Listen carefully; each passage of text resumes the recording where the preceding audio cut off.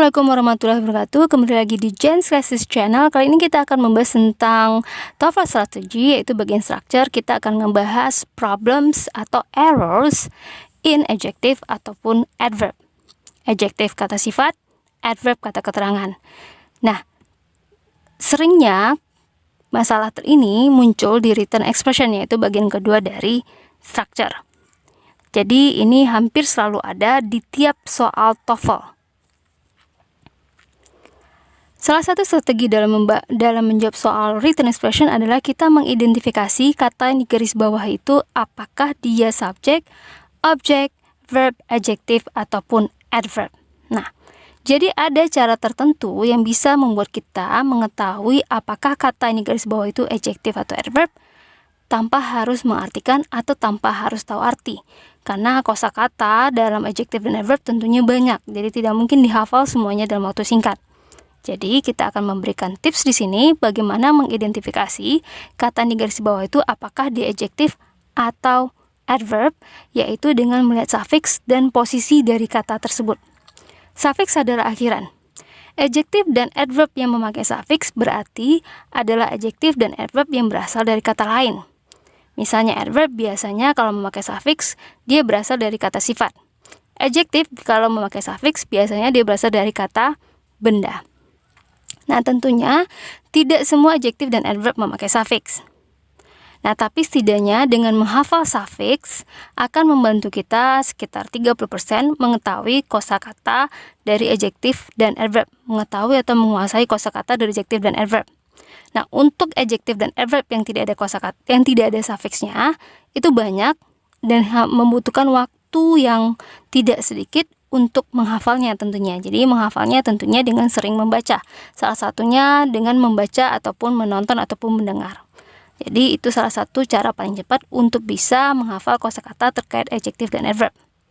Nah, cara paling lebih singkatnya adalah menghafal suffix karena ada beberapa atau ada banyak adverb dan adjektif yang juga memakai suffix. Cara yang kedua, kalau seandainya kata tersebut tidak mempunyai suffix, maka kita bisa mencek posisinya. Jadi ada beberapa posisi dari adverb dan adjektif ini yang memang biasanya kalau dia ditaruh di sana, maka dia adalah adjektif ataupun adverb. Nah, cara ini sangat bagus kalau diterapkan ketika memahami suatu bacaan, terutama dalam bagian ketiga dari TOEFL yaitu reading. Sekarang kita akan membahas mengenai adjektif dan adverb dari suffixnya, tentunya dengan mengetahui suffix apa saja yang mungkin muncul kalau di adjektif dan adverb. Kita mulai dengan adverb dulu. Rata-rata adverb itu berakhiran li, tapi tentunya tidak semuanya pakai li. Tapi yang kita akan bahas adalah adverb, suffix adverb yang sering muncul atau jadi masalah dalam TOEFL. Jadi li ini bukan satu-satunya suffix dari adverb, masih ada lagi, cuman yang akan kita bahas cuma li, berhubung li sering sekali dijadikan masalah di dalam soal TOEFL bagian structure. Nah, ketika adverb berakhiran li, maka kata dasarnya pasti adjektif. Karena memang adverb ini berasal dari kata sifat yang kemudian ditambahkan li menjadi adverb. Contohnya, kata sifat beautiful ketika ditambah li jadi beautifully artinya dengan cantik. Angry menjadi angrily dengan marah. Extreme, extremely dengan extreme. Maka berakhiran li dengan kata dasar adjektif, dia adalah adverb. Suffix dari adjektif sendiri ada ial atau al, able atau able, an atau an, full, less, even, ish, ik, why, li, dan os. Nah, ini adalah suffix dari adjektif. Lumayan banyak, tapi ingat adjektif tanpa suffix lebih banyak lagi. Jadi akan lebih bagus kita menghafal suffix dulu untuk bisa membantu atau menambah perbendaharaan kata kita akan adjektif. Jadi harus dihafal. Tapi hati-hati, ada beberapa suffix yang kadang membuat kita bingung. Bingung, kita pikir adjektif, ternyata adverb. Kita pikir adverb, ternyata noun misalnya. Contohnya suffix li. Lihat kata berikut. Worldly, kindly sama-sama berakhiran li. Tapi kelas katanya berbeda. Kindly adalah adverb, worldly adalah adjective. Atau friendly, tremendously sama-sama berakhiran li. Tapi tremendously adalah adverb, friendly adalah adjective. Nah, jadi hati-hati dengan kata yang berakhiran li, tidak selalu dia adverb, dia juga bisa adjective. Untuk bisa membedakannya, kita harus melihat kata dasarnya.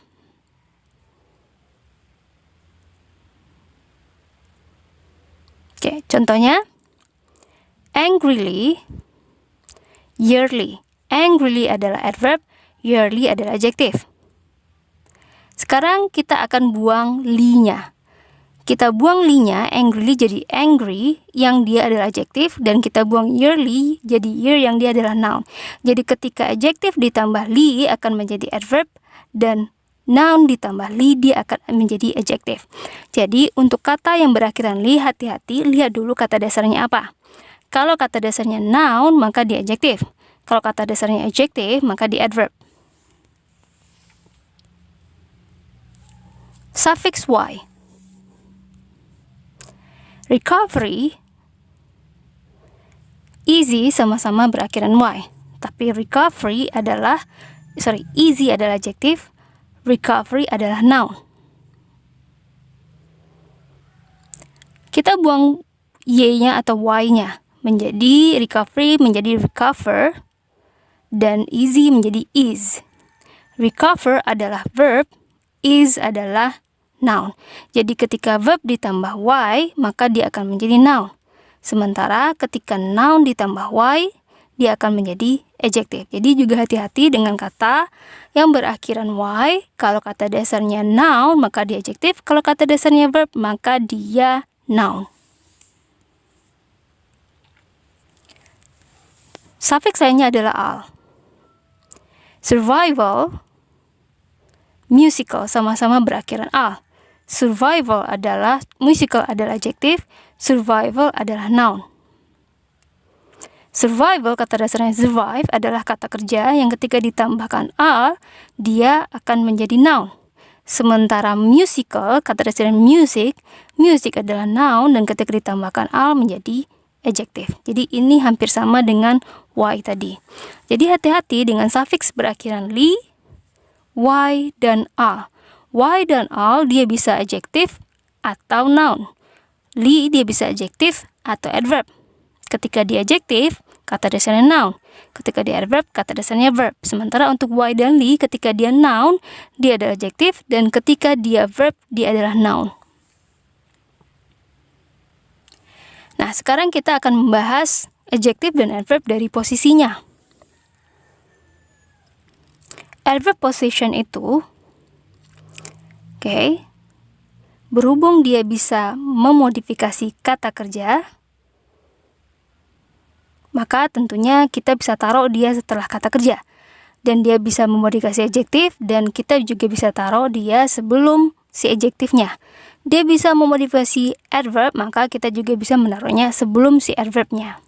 Dengan kata lain, si adverb ini bisa di mana saja. Tapi ada ada dua posisi yang dia tidak bisa, yang harus kita waspadai tentunya karena sering keluar di TOEFL. Yang pertama, adverb ini, coba perhatikan contoh berikut. Ini contoh yang any position dulu ya. Jadi adverb ini contohnya hesitantly, bisa dia mengawali kalimat seperti ini. Jadi ketika dia mengawali kalimat, dia menjelaskan kalimat ini. Menjelaskan kata kerja answer. Jadi dia boleh letaknya paling awal ini, atau dia juga bisa di akhir kalimat, atau juga bisa antara subject dengan verbnya, antara student dengan answer.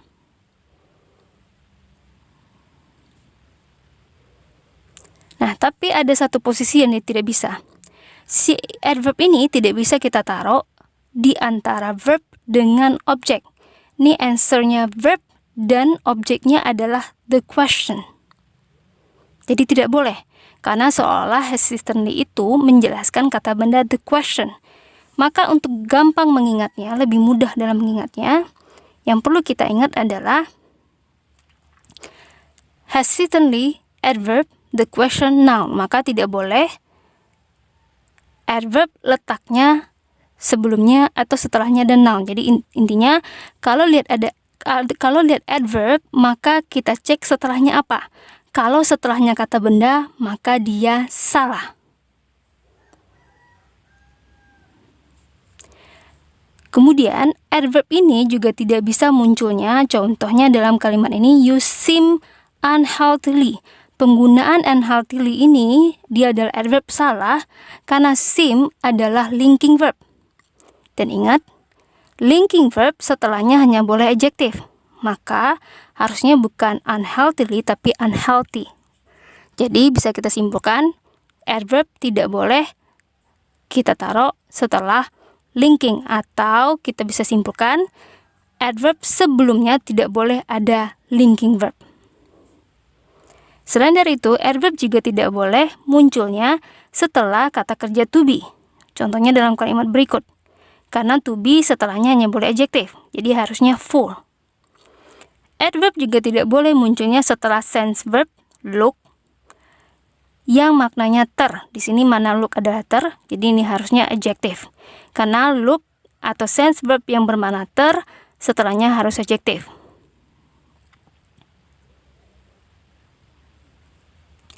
Kecuali kalau misalnya ini kita lihat pakai look ada extremely-nya. Nah, di sini extremely tidak salah karena setelahnya ada beautiful. Jadi, di sini extremely-nya menjelaskan beautiful dan si look ini punya adjektif beautiful. Jadi ini boleh. Jadi boleh setelah look ada kata adverb asal di ujung adverbnya ada adjektif.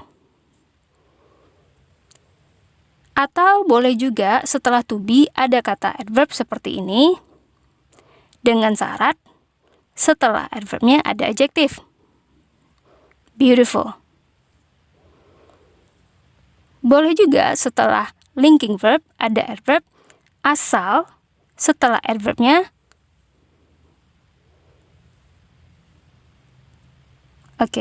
tar dulu.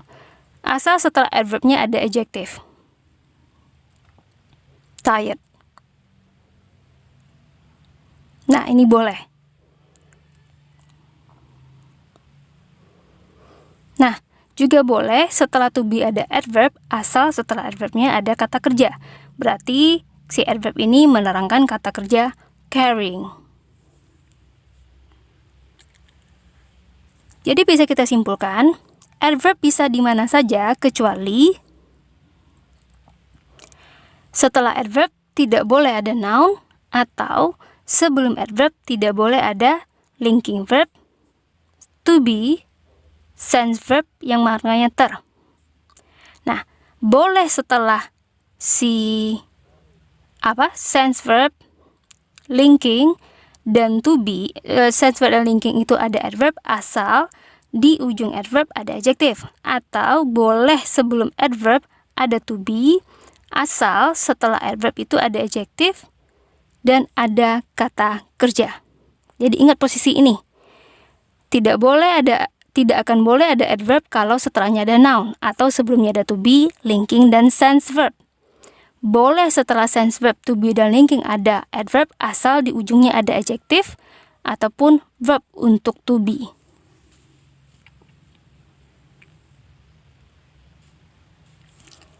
Sekarang kita akan bahas adjective possession. Adjektif biasanya bisa kita temukan sebelum noun. Contohnya a peaceful sleep. Atau kita bisa temukan setelah to be. Contohnya the laptop is expensive. Atau bisa kita temukan setelah linking verb you seem mad dan setelah sense verb yang maknanya ter. It feels soft. Jadi ingat, adjektif bisa kita temukan sebelum kata benda, atau dengan kata lain setelah adjektif pasti ada kata benda, atau kalau tidak ada kata benda sebelumnya ada to be, linking, dan sense. Jadi pilihannya cuma 2. Setelah adjektif itu ada noun, sebelumnya ada to be, linking, atau sense. Kalau tidak ada salah satu dari mereka, maka penggunaan adjektif itu kurang tepat. Kita akan ke contoh soal. Misalnya kita ketemu abnormal dan kita identifikasi dia adalah adjektif dari suffix al-nya. Maka kita akan lihat kiri dan kanannya. Kita lihat, setelah abnormal ada adjektif high dan sebelumnya ada is. Nah, ingat, adjektif setelahnya, karena abnormal adjektif harusnya setelahnya ada noun. Ini nggak ada. Jadi ini salah. Harusnya harusnya abnormal itu dalam bentuk adverb, baru benar kalimatnya.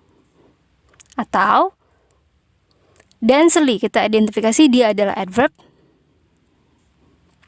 Kita cek, adverb setelahnya tidak boleh ada kata benda. Sementara ini pine forest adalah kata benda, maka di sini dia salah.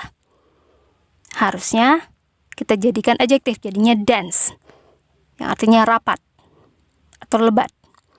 Angrily adalah adverb. Nah, kita cek posisinya, letaknya setelah sim. Sim adalah linking verb yang mana setelahnya hanya boleh adjektif. Maka angrily salah, harusnya angry. Nah, itulah contoh penerapan masalah adjektif dan adverb dalam soal written. Oke, semoga bisa dipahami. Ingat, ketika ketemu adverb dan adjektif, maka kita harus cek posisinya. Untuk menentukan adverb adjektifnya tentunya bisa kita mencek suffixnya. Semoga bisa dipahami. I think that's all. Assalamualaikum warahmatullahi wabarakatuh.